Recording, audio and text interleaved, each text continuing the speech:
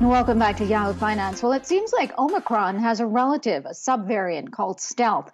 To discuss, let's bring in Dr. Bayo Curry-Winchell, Family Medicine and Urgent Care Medical Director. Doctor, thanks so much for joining us today. What can you tell us about this new variant? I understand there are about 100 cases in the U.S., more cases in Europe and Asia, but is it something that we need to be concerned about? Do we see another wave? Thank you for having me. So, it's important to really share that viruses naturally mutate. So, this is expected. But when we talk about this new subvariant, the things that are of concern that we have to just kind of take note is number one, there seems to be an increase in transmissibility as well as possible reinfection if you have contracted Omicron before, as well as it seems it's harder to detect when you look at lab studies. So, those are some of the things that we have to make sure we take note. But at this point, there doesn't seem to be an increase in lethality or any sort of severity. Doctor, I'm wondering, Pfizer and Moderna both working on Omicron specific booster shots. With these new variants, as you say, they're going to come in because this is what viruses do. They mutate. How necessary are those specific shots? Won't they just be outdated because they're already behind the curve? So, booster shots actually can be helpful because we do know that it helps you really have a return to a higher level of antibody protection. So, they can really help you have decrease in symptoms. So, you're not really, having those really severe illness or possible hospitalization. So, I really want to socialize the importance that boosters can help. Number one, decrease your risk of being in the hospital and possible death. So then, do you envision these booster shots turning into something like the flu shot, where you come up with a new shot every year because the strain varies? Is that the way you envision future sort of booster shots happening? Because, as you say, there are all these new variants, and a specific shot won't target an exactly new variant, subvariant that comes up, for example. I do. And we have to take a historical look back that when you think of other vaccinations, we have a cadence to really help increase or have a steady level of protection.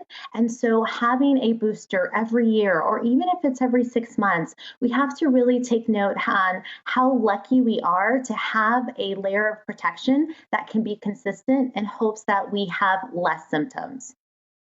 And then, doctor, tell me what you're seeing on the ground there in Reno as far as cases. Have they peaked? Are they starting to subside now? Are hospitals overwhelmed? What is the situation as you see it there?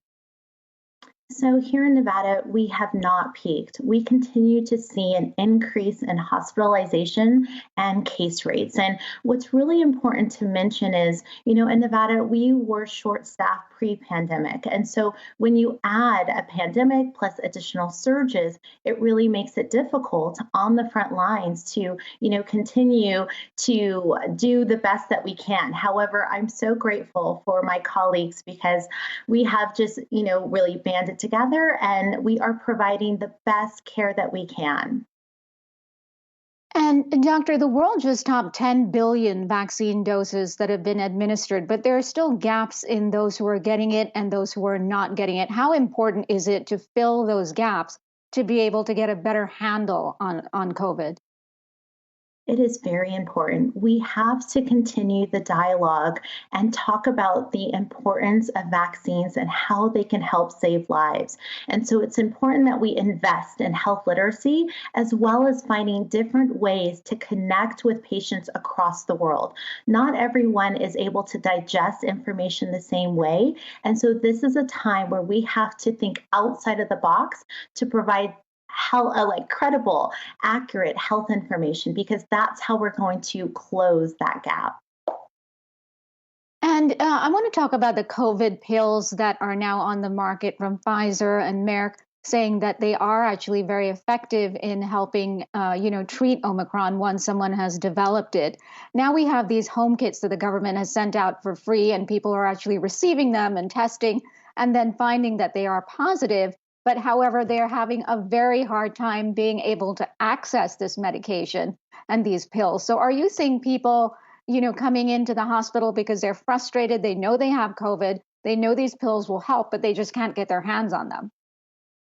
So we're seeing a blend. We are seeing some patients who have mild to moderate symptoms and those that are severe. And it's important when you look at these antiviral pills, which are a wonderful resource to help treat patients.